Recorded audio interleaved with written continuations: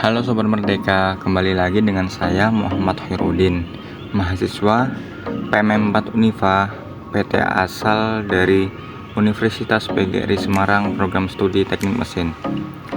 Di sini kita akan melaksanakan kegiatan modul Nusantara refleksi 3, yakni refleksi kegiatan kebinekaan 5 naskah Laga Ligo. Kegiatan ini dilaksanakan di Universitas Fajar lantai 4 yang akan dipimpin langsung oleh dosen modul Nusantara kelompok Sultan Hasanuddin Ibu Hasniati SE MSI dan juga LO kelompok Sultan Hasanuddin Bang Gibran. Di refleksi kali ini kita akan mengkaji sejarah Laga Ligo. Di kalangan masyarakat Bugis, Laga Ligo dikenal dengan nama sebutan lain Surek Seleeng, Surek Galigo, atau Bicarana Saweri Daeng. Adalah sebuah kitab yang dianggap suci oleh masyarakat Luwu masa lampau. Kesakralannya hingga kini masih diyakini.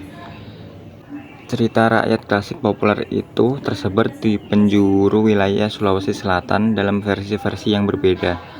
Apapun versinya, tokohnya selalu ada Saweri Daeng atau Laga Ligo. Mates, misionaris dari Lembaga Alkitab Kerajaan Belanda, sedang mempelajari bahasa dan sastra Bugis guna membuat Injil berbahasa Bugis. Ia aktif berkeliling ke berbagai daerah dalam proses pengumpulan bahan guna menyusun kamus bahasa Bugis Belanda untuk kepentingan penyebaran agama Kristen di Sulawesi Selatan. Di perjalanan itu, ia menemukan naskah Laga Ligo. Naskah-naskah Laga Ligo semula berserakan di rumah-rumah warga di berbagai kampung di Sulawesi Selatan. Berupa tulisan di daun lontar seringkali digunakan warga sebagai mantra. Naskah dikumpulkan Mates dari kampung ke kampung, dari rumah ke rumah.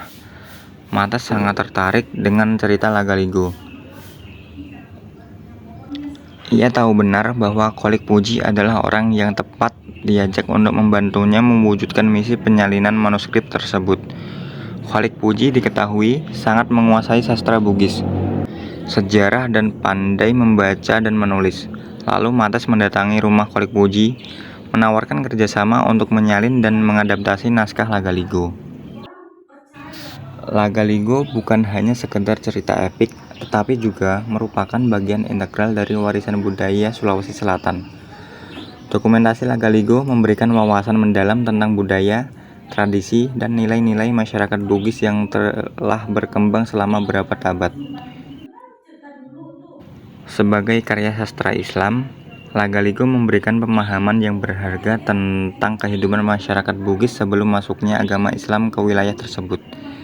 Ini membantu dalam memahami perubahan sosial, politik, dan budaya yang terjadi sepanjang sejarah Sulawesi Selatan. Laga Ligo epik mitos terpanjang di dunia dan sebagai Memory of the World yang telah disahkan serta diakui UNESCO.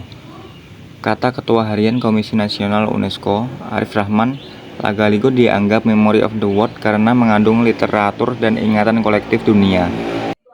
Penghargaan yang diberikan ini menegaskan bahwa nilai budaya yang luar biasa dari Laga Ligo ini memberikan legitimasi dan penghargaan dan kekayaan budaya Bugis kepada dunia. Dengan pengakuan internasional, Laga Ligo menjadi lebih dikenal di seluruh dunia. Hal ini membantu meningkatkan kesadaran global tentang warisan budaya Sulawesi Selatan dan masyarakat Bugis, serta nilai-nilai yang terkandung dalam cerita epik ini. Pementasan teater Laga Ligo menjadi cara efektif untuk memperkenalkan budaya Bugis kepada masyarakat internasional melalui seni teater. Penonton dari berbagai negara dapat mengalami dan memahami warisan budaya Bugis secara langsung. Dia tahu tentang Indonesia ya,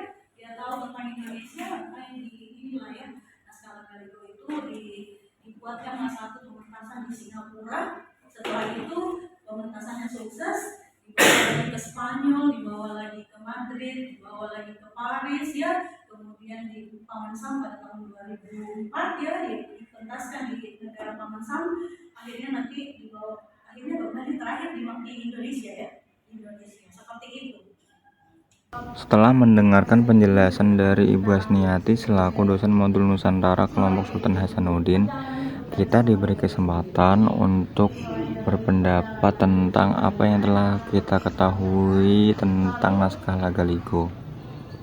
Lalu selanjutnya menemukan sahabat nabinya saat perjalanan dia ke negeri Cina bernama Wechudai.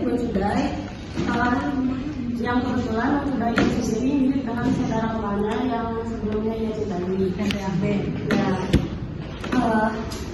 naskah Lagaligo sendiri itu berisi tentang kisah hidup atau tuntunan hidup dari tokoh utama itu sendiri. Ada tentang upacara, obat-obatan seperti yang tadi.